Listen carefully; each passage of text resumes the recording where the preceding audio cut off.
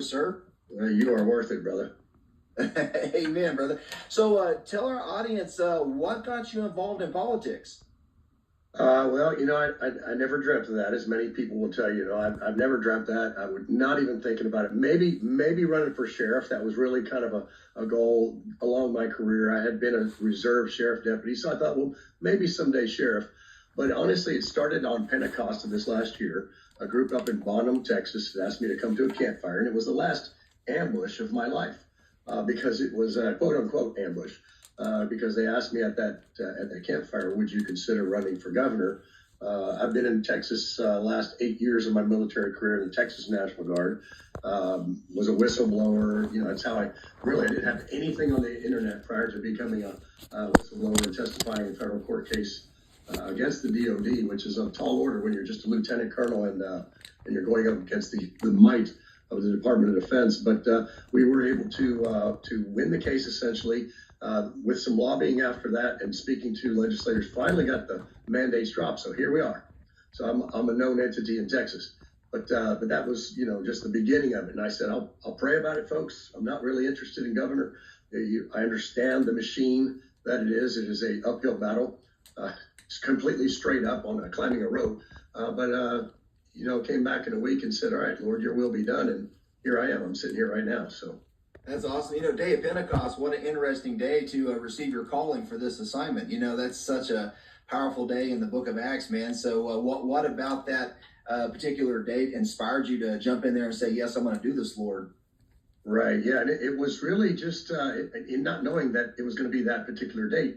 But that's the day it was. But I said I would pray for a week.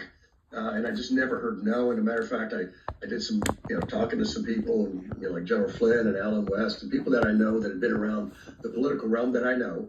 And they said, politics hasn't changed, but the security of the nation has, and it's not better. And so we need to have and this is my words now, but reading between the lines, we need to have a wartime governor, if you will. And when I say war, I'm talking about a hybrid kind of color revolution that's taking place in this nation that's insidious. It's a slow growing, kind of like a cancer, and you don't see it because it's not in your face. It's not kinetic. There's nobody shooting. There's nobody doing anything but anything overt. But as a guy that's trained in special warfare, especially unconventional, I know the phases of what something like this would look like downrange. And now I'm watching it happen here. And it may not be for 8 years. It may not be for 10 years that we see a shift towards literally socialist, communist type takedown. But that was the intent all along for our not only the Soviet regime, which is fallen after Reagan, but also with regard to the tie between the CCP, the Chinese, what they want to do. And then you've got all the different bad actors. You've got jihadists that are coming into Texas that are planting their lily pads around the state. And that's what that is. It's a precursor to more push towards Sharia law. And then you see with the cartel factions, they're kind of the bad actor thugs in the group that are pushing the fentanyl and the human trafficking and all those things. So all that does is it demoralizes, disenfranchises, it sets us apart from each other in trusting our government, and then it destabilizes the nation, and it has for a while. We can see it in pockets around the country. So as a guy that sees that train coming, Ezekiel chapter 33, there's a watchman, and if I don't warn, then it's on my head. But if I do warn and our leaders don't listen, then it's on their head. Yeah, that's awesome. That's a great way of putting it. Here at Daniel Nation, we have a group of statewide intercessors that we pray for our state legislature every Tuesday. And just this week, I was saying, you guys are the watchmen on the wall for Texas. You got to intercede for our future and for the next generation. So thank you, sir, for stepping up as a watchman. So let's jump into some policy issues here. I mean, there's some real differences between you and Governor Abbott. The first one being border security. Abbott has been out there pretty adamant about border security in recent years with his Operation Lone Star plan. What is wrong with his plan, and what can you do better? Right. Well, it's a lot. It's easy to sling mud if you from the outside and say, well, this is wrong and this is wrong. I would say that it's a half measure. And I worked on Operation Lone Star. I was there when it kicked off. Now, Operation Lone Star should have started taking place 2 years before it actually kicked off. So waiting for things to set in motion, we call that in the military world, setting the conditions for, right? So it's an invasion. It was an invasion on the border. Now that invasion was a human osmotic pressure invasion Michael Yon, a Green Beret friend of mine and war correspondent, uses that term.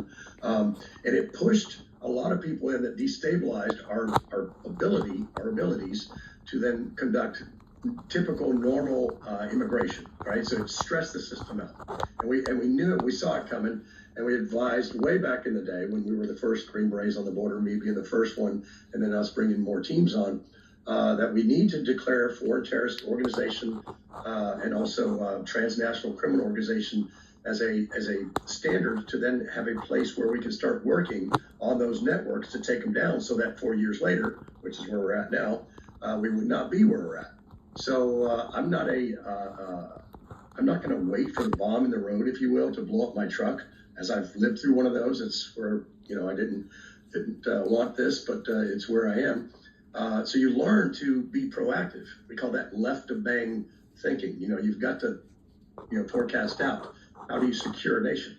How do you secure a state? And by the Constitution of the state of Texas, it is incumbent upon the governor. It's not just an option. It is incumbent upon the governor to protect the state, regardless of what the federal government does. Now, the optic of Operation Lone Star was a good optic. I mean, there were some good things done. We were looking for a needle in a stack of needle, if you will, when it came to counterterrorism, because of the numbers coming across. Brother, we had 12,500 on average a week at the height of it coming across Operation Lone Star, 1,245 miles of Texas border, most of it taking place from Del Rio East all the way to Brownsville. RGV, Rio Grande Valley, the hardest hit. But that's the optic is, well, it looks like our troops are down there. We went up to 10,000 troops on that border, and that's at the height of the numbers, but we weren't allowed to really stop anything. All we could do was just count heads and make sure that if we saw something that looked or sniffed, it smelled like a terrorist, we could then report. But we really didn't have the authorities that were required, because if you don't make those declarations, FTO, Foreign Terrorist Organization, and transnational criminal organizations, all the entities we were looking at, then you don't have the authorities. So you've got to have those stories. And this goes more into the policy side, but also into the constitutional read and the argument that the lawyers gave us. So we can't go hands-on because the rules of engagement are as such. And so as a governor that's, so you can get on my one-time governor, I saw it on there just we've got to have the authority. So we've got to truly protect that border. We don't know who's coming in. Trump came in, and I'm thank trying God. to just hook this up. So those Tourniquet's see been this put on one the border. too. Numbers have dropped.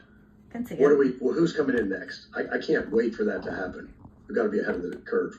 Any idea how many illegals came into Texas during the Biden administration total, and are Trump's efforts? What percentage has he's deported from our state? See all my grandbabies. From our state, I'm going to estimate probably about 15, 20,000.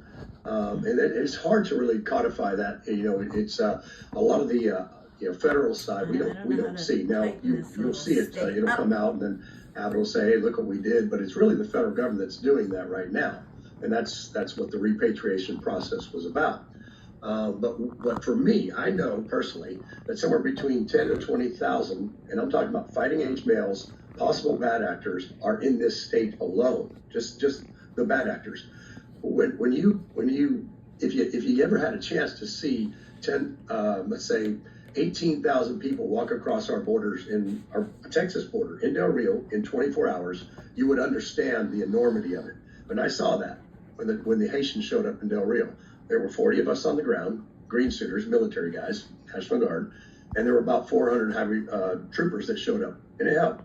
But we got them under the bridge. I think we captured about 16,000 of them, got them under the bridge so that we could, make sure that they got on buses, and they were going to send them back to Haiti, as Mayorkas said.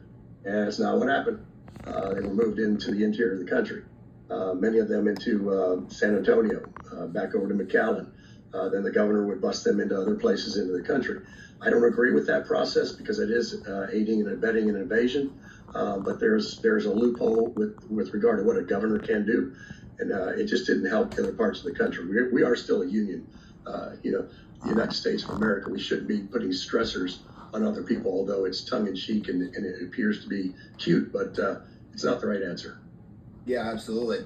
Well, let's talk about another issue: medical freedom. Governor Abbott basically shut down businesses and churches in 2020 during the COVID pandemic, yet somehow Texans forgave him and put him back in office in 2022.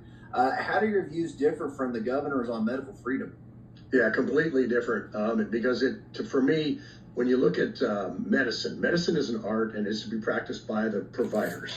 And there is the overseer of that is with regard to licensure is the Texas Medical Board.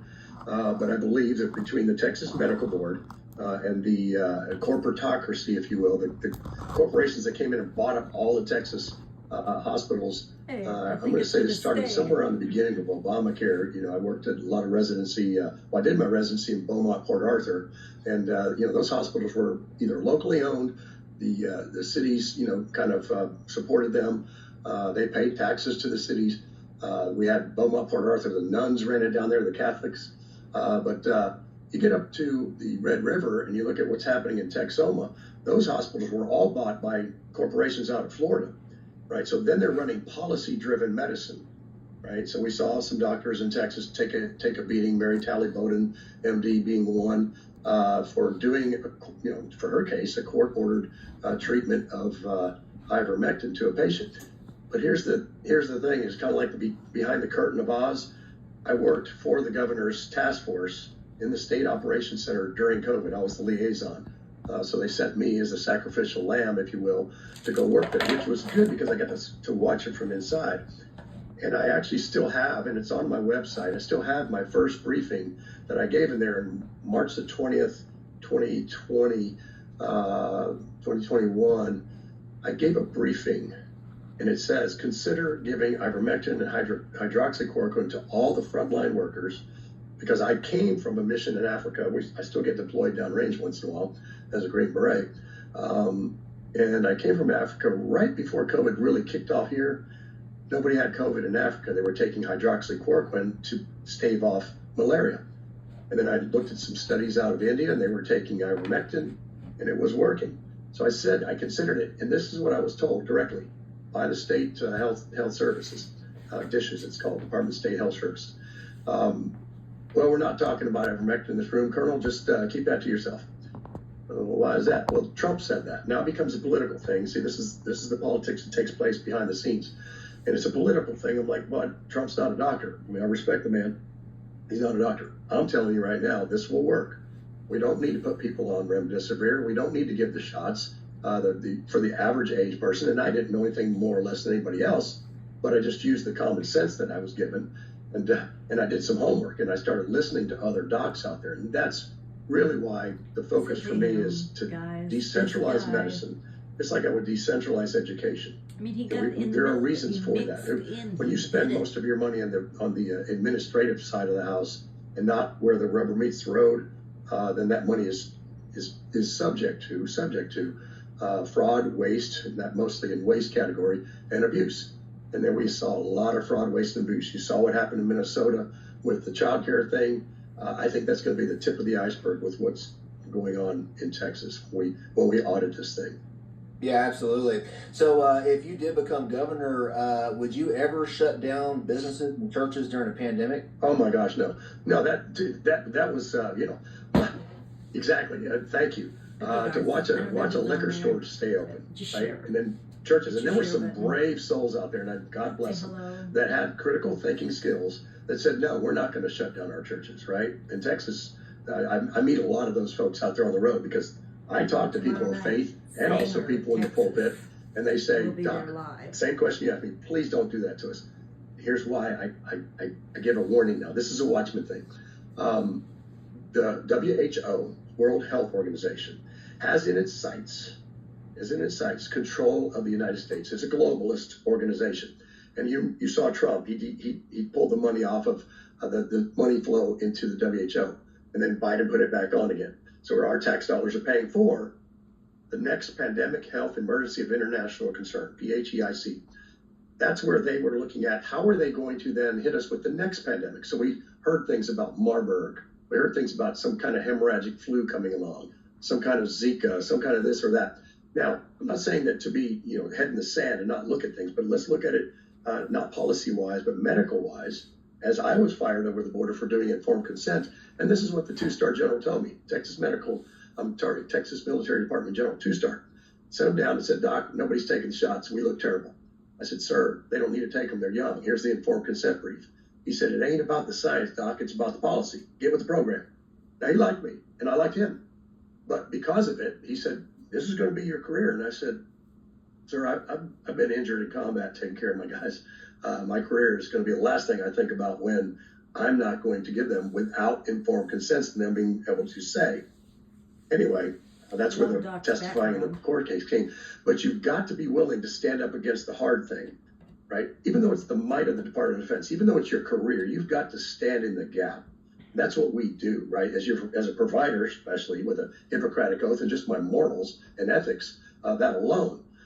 And then don't forget, we still had regulations that said troops could have a choice. But there's so much more, because now we look at this and say, okay, well, this is fitting in this pie and piece of the puzzle, and this is fitting in this piece. These are attacks upon our nation, attack on our food, attack upon our weather, attack upon our well-being, attack upon, in medicine, we still, mRNA, modified RNA vaccines are still experimental, right? So moratorium day one for me. We're not touching that in Texas until I see some true studies that show that it's safe. We don't want to be phase 3 trial of this thing.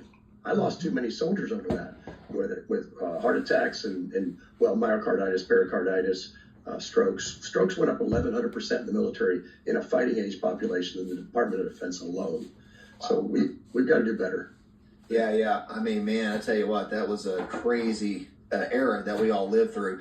Let's talk about property taxes, an issue that is talked about in every legislative session, and we're going to get property tax reform, and we get a little bit, but not much.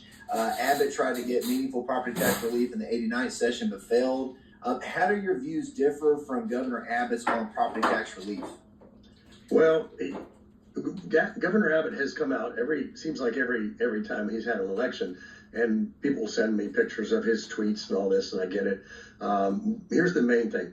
What you do at the governor's office, what you do sets the conditions for the second and third order effects of what happens locally. So when the governor says now, well, it's not me that's doing it, it's the local level that's causing the property tax problem. Well, now, Governor, let's back up a little bit. What do you have? What do you have with regard to administrative control over the central appraisal districts, the county level appraisal districts?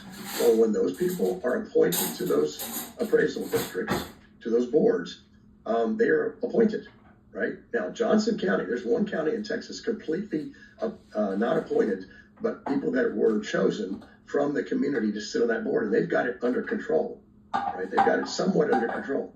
But when we look at the reforms that we need to do, that number one, that central appraisal district. Number two, when you declare an emergency, Governor, it used to be up to 8% increase that was authorized. I think it's 3.5 now for local counties to increase their taxes. I'll give you an example. On July the 4th, I went down with my team to the Guadalupe River. We were going to kick off that day and be on a float, driving down the streets in Lakeway.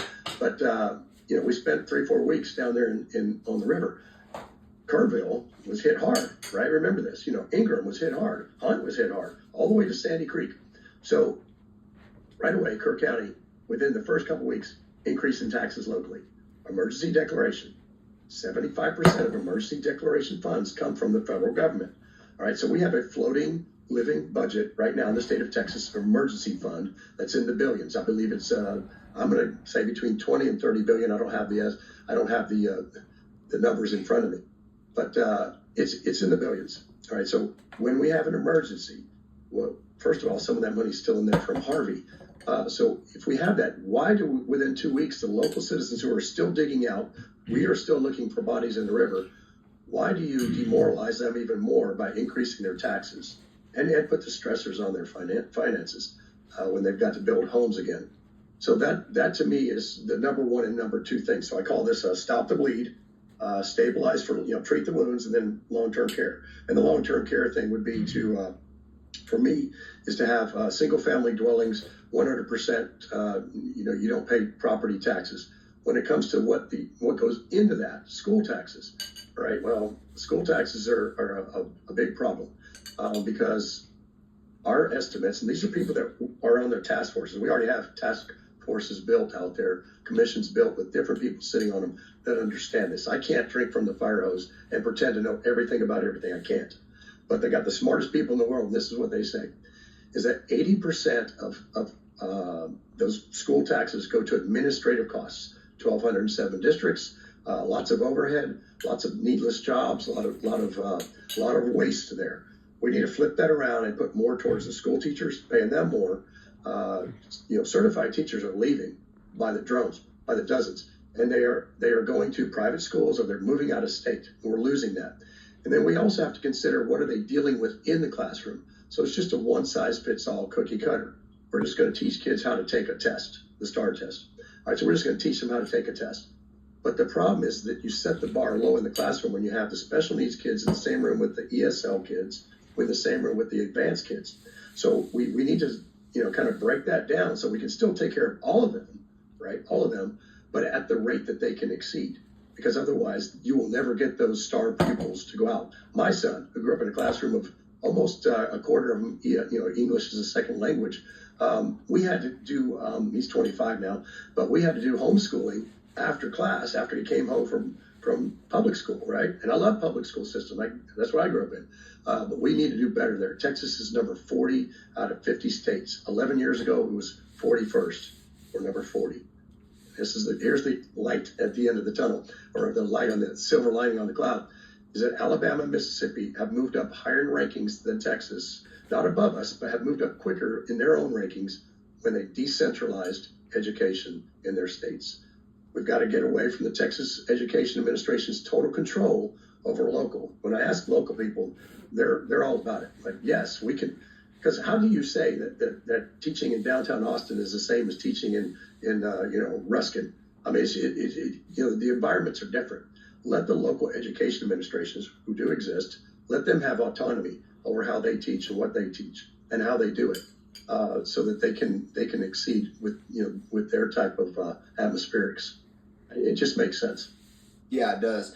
So going back to property tax relief, I know Texas Public Policy Foundation put out a study several years ago about how to fully eliminate property tax by buying down the school rate, and then eventually leading towards just total elimination of property tax. Would you be in favor of going to a consumption tax or fair tax if we got rid of property tax? Yeah, we would have to look at that. I mean, there's no way around it. You can't turn the economy on its head and just say, well, we're going to eliminate property tax. We can't. But a consumption tax, I believe, would fit in the category between phase 1 and 3 for me, because I believe this.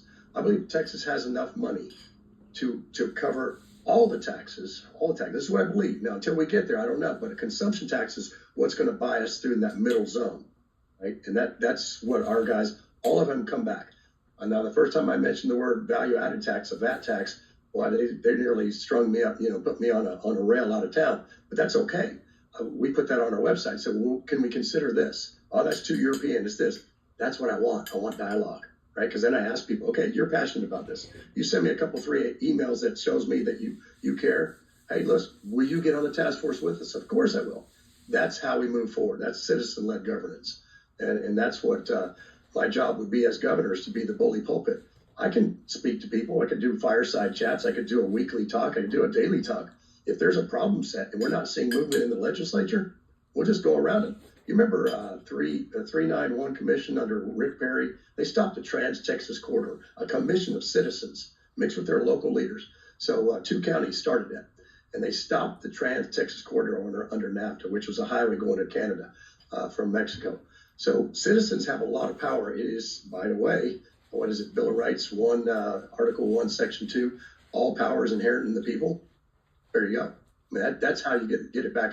And all I have to do is just orchestrate it. But you got to be on top of it. I can't be visiting other countries trying to bring in other type H-1B visa folk.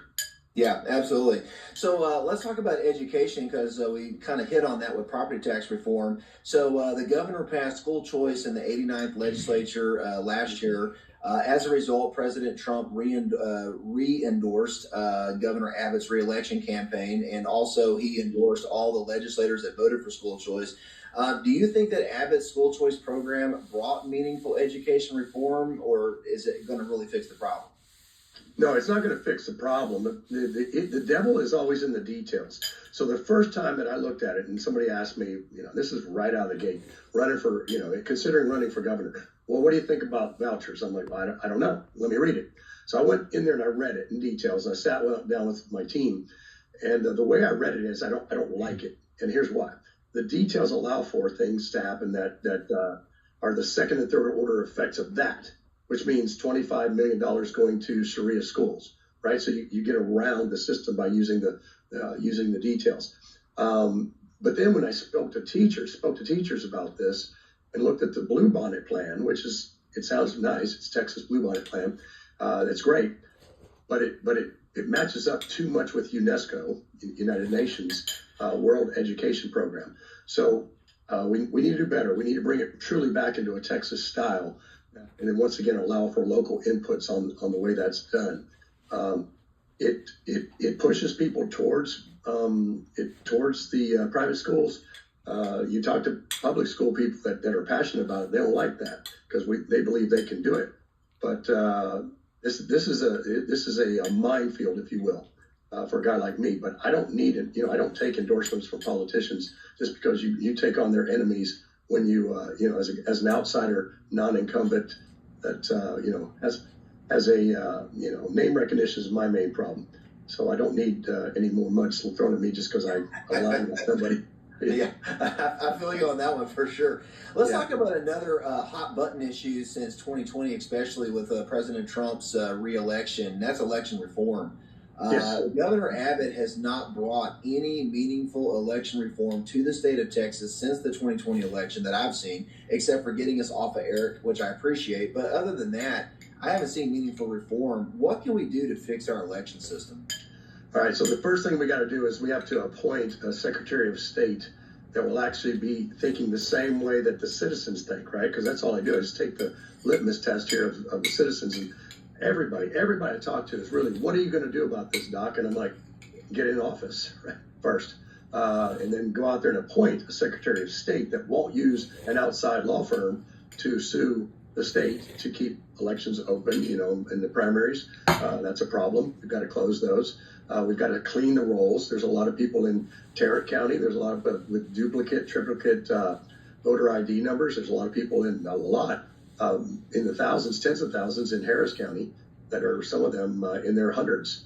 We've got to do better than that. So that those two main things have to happen. And then we got to consider obviously paper ballots and hand counting. I went up there and learned how to do that at the sheriff's convention and taught sheriffs because I thought it was that important like a year and a half ago, well before thinking about this, because I've been in the election integrity business, so to speak, with a think tank down in Dripping Springs that actually was looking at the source codes that came out of Venezuela, as we're hearing them in the news right now. So we may see some improvement there, but also out of Serbia. And it had to do with Smartmatic, ES&S, and the same man-in-the-middle attack, which is the infrastructure of the inputs that come out and the outputs that go in and out of those machines is susceptible. The HEART system, which is what they're using now, is susceptible to the same attacks. And so if we really truly want to feel comfortable about elections, we've got to do that. I was kind of hoping there would be an executive order come down from the president, but that's okay. We'll make it through this primary. But I think that the ability to look at a hand count and to be able to audit it is really where I stand. Now, people will argue that all day long, and that's okay. But I just watch the system. I know it can work. I know you can close out a precinct by the evening. It's pretty fail-safe. So I like that. But yeah, those are the things we got to do. But it starts with that Secretary of State. Yeah, I agree. Speaking of the SOS, what are your thoughts on SOS Jane Nelson hiring these big-time lawyers to fight the party that she has been a part of her whole life as a senator, and she's pushing back against closing the primary? I don't understand this. What's going on there? Right. Well, closing the primary, what it would do is actually would just keep, for people that don't really follow this stuff, probably your audience does, but it does protect that Republican vote will matter. Right, in the Republican primary or the Democrat primary, right? It protects that.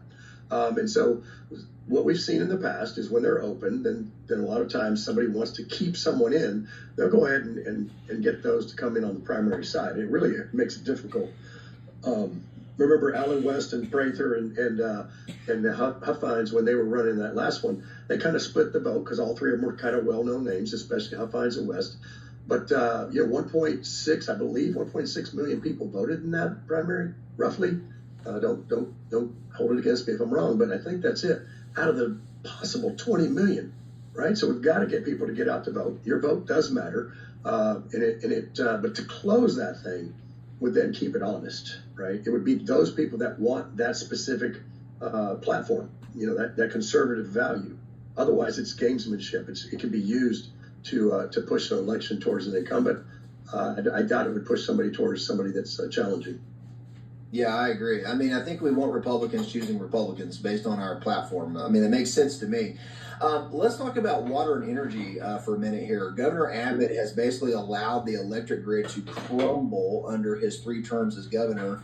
What will you do to fix the electric grid? Well, first of all, we've got to look at who runs. And do you know, it's interesting. I'm learning more about this grid. I'm speaking to some very intelligent people on this. Texas has 7 subgrids essentially in that one grid that is Texas, right? But what's happened is that and the flow is controlled by ERCOT, is the flow. But some of those people are appointed from other states and things, and I've got to get a handle on that. That needs to be Texas driven, because if an emergency like your Winter Storm Uri happens again, we want the flow to continue. But we got to start thinking further down the line. You're right, the grid is old, it is frail, and it is susceptible to attack. As a guy that looks at infrastructure, especially on attack, if I want to take down a nation just kinetically now, when we're talking about straight up unconventional warfare going in to take over a nation, if the grid is so easily attacked, that makes it a national defense problem for us. And I'm going to tell you right now firsthand, as a guy that's studied this stuff, it is susceptible to attack. There's a lot of Chinese components that come in the batteries that are going in the ground. That's another thing for energy. That's to kickstart should we have a problem again like Uri. But those components can be controlled remotely. I don't want that potential to be there. That needs to be stopped. Moratorium on that immediately with batteries in the ground. With AI data centers, those things are coming in. They believe they want up to 300, 400 new data centers in Western Texas. Abilene alone, that first one that I studied, 463 million gallons used from 23 to 24, right? And not to count the amount of electricity that it takes to run one of those things. The local citizens are telling me right now, hey, our electric bills are through the roof, our water bills are through the roof, and because it's becoming the mecca center for Stargate, which is going to be up there by Lubbock. That you can't, because I travel, you can't get a hotel in those little towns for less than $300, $400 a night. Now, this has nothing to do with energy, but it tells you the amount of people that are coming in there to work on this stuff, right? To turn West Texas into a data center. Here's the problem. When you go just down the road in Lubbock and you talk to a cotton farmer, right? Cotton is king in Texas. When you talk to him and he says, I get 18 inches of rain and I can't buy enough water anymore, I'm gonna have to shut down my cotton business. And he's one of the top producers there. All right, when you talk to people and say, well, the Ogallala Aquifer, which is the one that's there, by 2050 will be dry. That's a concern. So how do we hold off on that without no studies being done to take water? We need to do some studies on how to put water in. Kansas right now is doing a aqueduct to move water from the Ogallala River to the ranchers. We can do that. Texas, we pipe everything in Texas. Put a desalination, 2 or 3 desalination plants on the coast, run them with small nuclear yield generators, and then tap into the other 60% of our gas, for gas generation, natural gas. We can do that. We can buy the time in between because the wind energy isn't going to cut it. Yeah, agreed. So, I mean, what do we do to protect water rights for property owners? My number 2 taxes. But most people that are switched on understand that taxes are secondary if you're not secure, right? Most people are switched on understand that. And so this is the wartime governor theory that kind of called this now for us phase 3, the battle for Texas. That is a lily pad. Sharia law is a law that cannot exist under the Texas Constitution nor the U.S. Constitution. However, we have 2 Sharia law courts in Dallas, Fort Worth area. We have hundreds of mosques. Now, the intent of a lot of these mosques is to I'm going to be very honest here, and this is the elephant in the room. It's to radicalize. It is what it does. It is what it is. It's a culture. It is not in that sense religious. Now, it is under the religion of Islam with regard to the intent of many of these that have ties directly to the Muslim Brotherhood, the CARE organization, right? So when you have ties to those, and there should be 7 more names that are on that list. These are the ones that we proposed even 4 or 5 years ago to the governor's staff. If we don't see it for what it is, if you have a tie to those things, which our team personally, made up of many tier 1 operator, analyst types and targeters, we know what that network looks like. It wouldn't take us long to make short order of it, and we can share that network now, and we've shared it before with other organizations in the state, with the Texas Rangers, with local law enforcement, to say, hey, you can't be tied to a terrorist organization in Texas and think that this mosque right here we're going to be okay with it. Because when your imam, and that's your religious leader, is doing that and tied to it, Houston, we got a problem.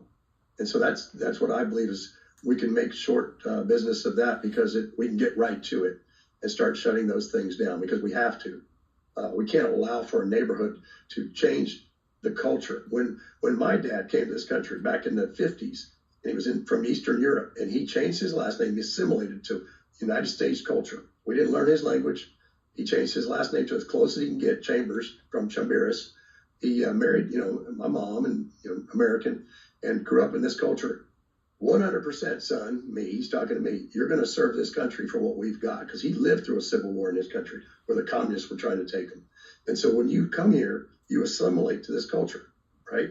You don't pull the culture into your culture. It's just not how it's done. That's why America, the melting pot that it is so great. But to take it and say we're going to fraction it out into different subcultures, no bueno, it's not going to work in Texas. This everything dear to the American character, William Barrett Travis wrote in his letter, these people have that, and they're not going to put up with it. Yeah, absolutely. So, I think, everybody's on the same page with, wanting to stop Sharia law in Texas, because it is not compatible with our Constitution in any way. It is a legal framework. It is a form of government, honestly, if we want to be honest about it. It's the way they run their culture. But the million-dollar question is, how do you actually stop Sharia from, spreading into places like Plano, Epic City, which is now the Meadow? They're buying up thousands of acres of land in other parts of Texas, doing the same thing, building now mega mosques down in the Houston area for the Shiites. Mega mosques, 55,000 square feet. How do we, because they're using our First Amendment rights to say under freedom of religion, we have the right to do this, just like Christians have the right to build churches, but we're not beheading people and beating our women. How do we, from a legal, if you're the governor of Texas, how do you use the power of your office to say you cannot practice Sharia, full stop? Right. Well, it's going to require more than strongly worded letters. Okay. And there's some techniques, tactics, and practice things that we can do that obviously I don't want to give away all the secrets, and they're not secrets. They're just operational lines of effort and courses of action that must be taken. But understand that starts with investigations. That starts with the network, which we can jump into really quick, and we can shut those down based upon the ties to terrorist activity, ties to terrorist organizations, because they're there. You listen to Amy Meck. She puts out some great stuff, and I talk to those folks occasionally and support them. John Guandola, we just had a meeting up in Dallas, in Waco yesterday, to a group of citizens. It's terrifying to many people, but if the watchmen, us, me and John and you and anybody else that's out here talking about it, if we don't tell you, right? That old saying was, we fear that which we do not know. I don't want you to be afraid. I want you to understand that the guy that's running for governor has a plan for this. We'll stop it so that you can sleep in bed in peace at night and not have to worry about it. But if I don't tell you, right? If I don't tell you, then it's going to hit you broadside, and we don't want that to happen. So, yeah, there are techniques with which you can do it, but it starts with investigations. It starts with actually shutting down the first one. As soon as you find the first one, you shut it down, right? And then it's just a stair-step process. Others will fall because there's always going to be a network to those things. Yeah. Are you concerned that if you don't become governor and we get Abbott for a fourth term, and of course we're losing Ken Paxton as our attorney general because he's running for U.S. Senate, so we don't know who's going to win the AG office seat, but with change of leadership, are you concerned that we will not have the leadership in place to really push back hard against Sharia in Texas in this next wave? Completely, probably 50% of the reason why I'm sitting here talking to you today.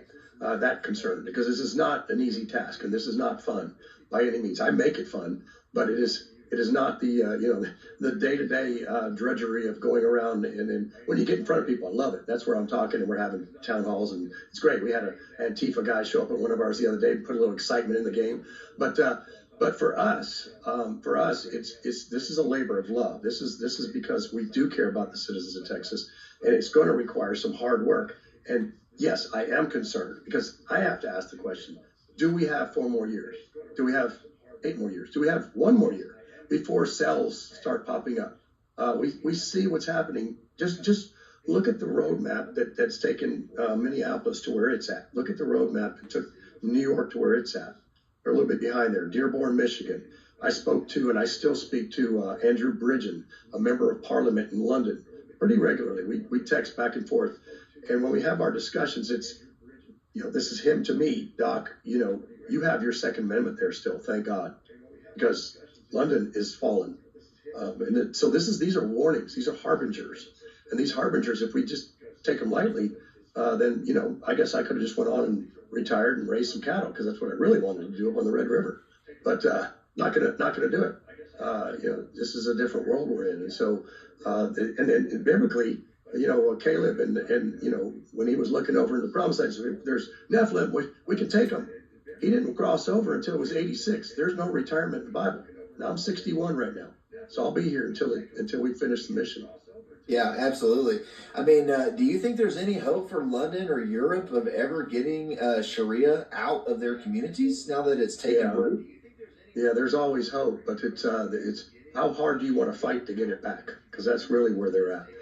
And then right now, we are not at the precipice where I'm concerned it's going to flip over next month or next year, but we're approaching the precipice as far as the apex of this thing. And once it crosses over, it's a watershed effect.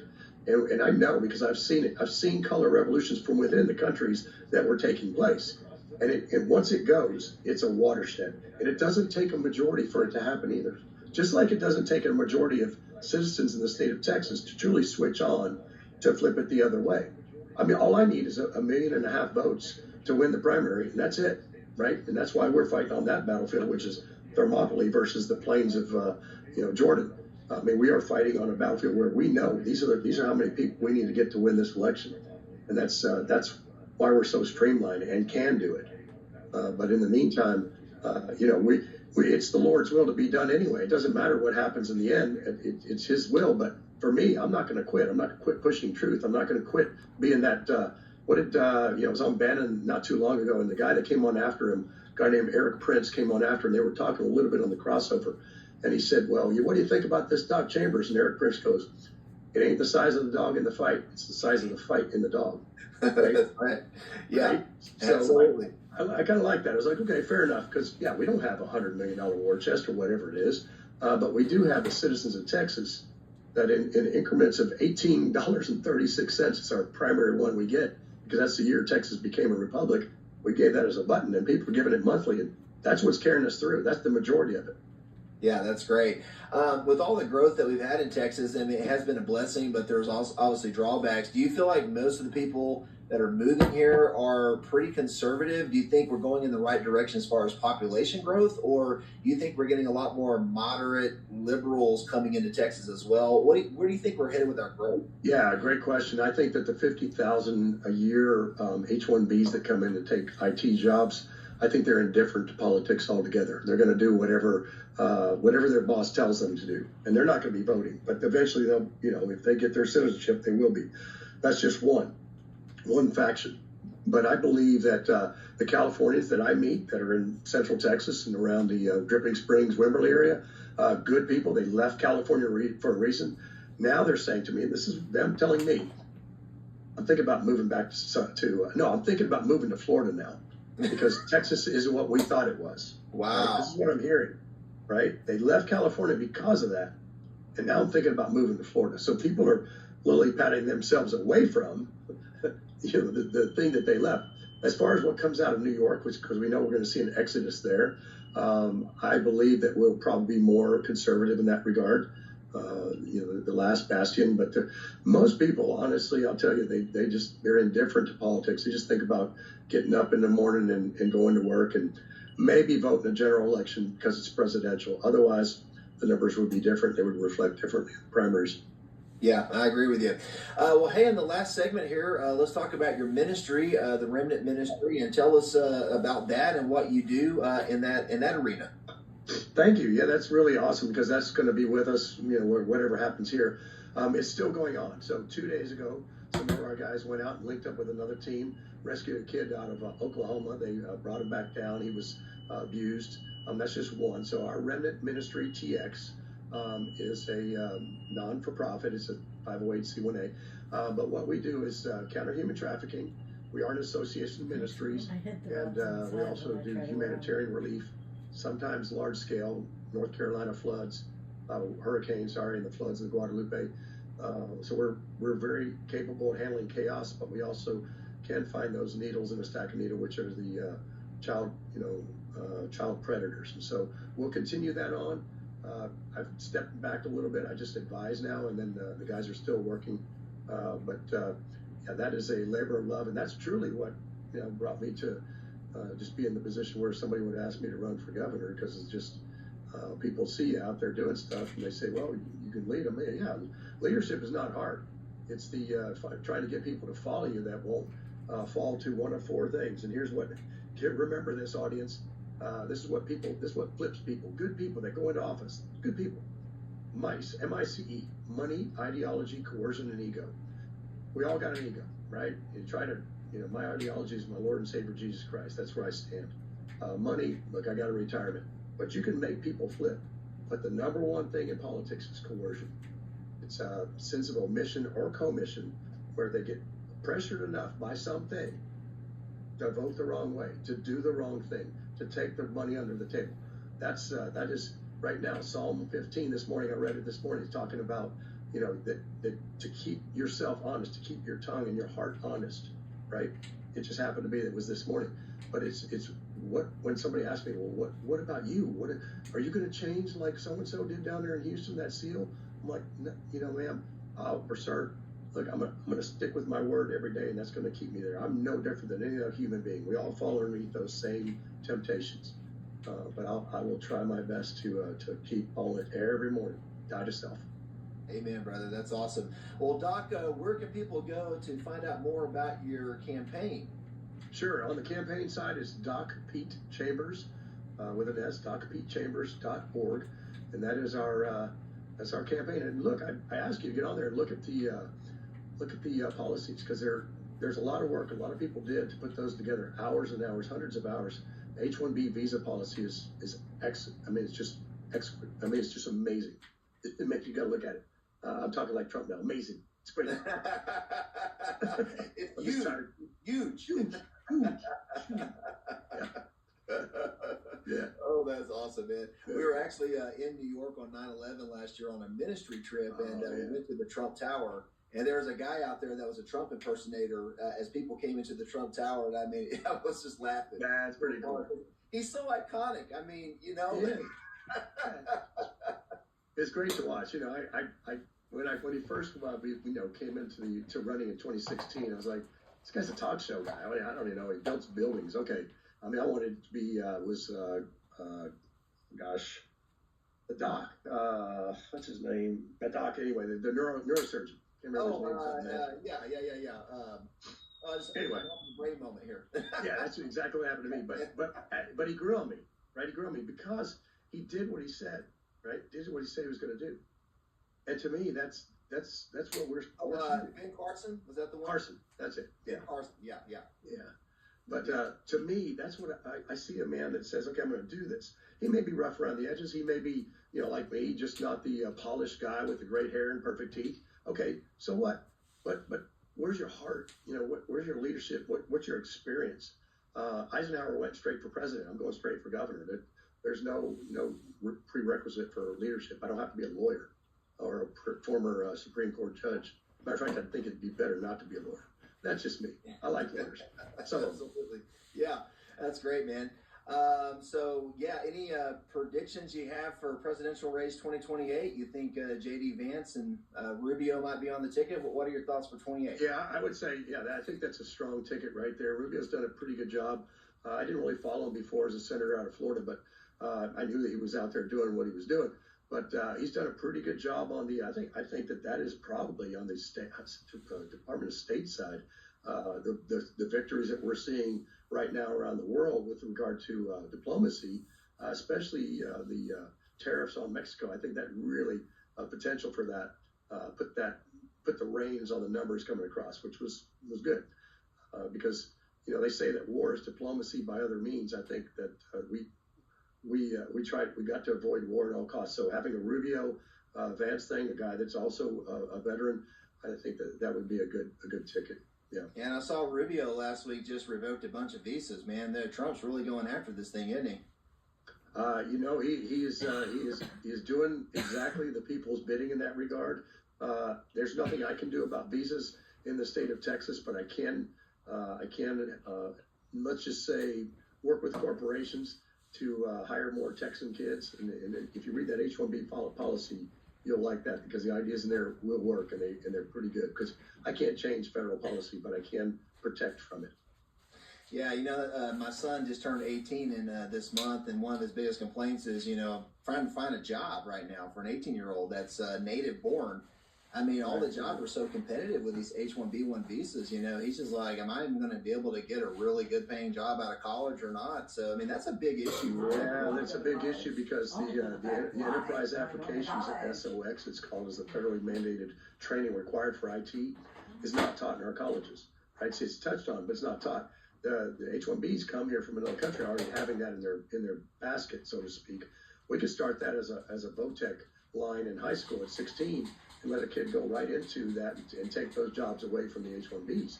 Because you talk to the management of those companies that run tech, and they're like, look, if we could hire Americans, we would, but we can't because they want too much and they don't have the right training. They don't have this enterprise applications. It's just it's amazing to me that our colleges aren't teaching it. Yeah, we need to start teaching it for sure.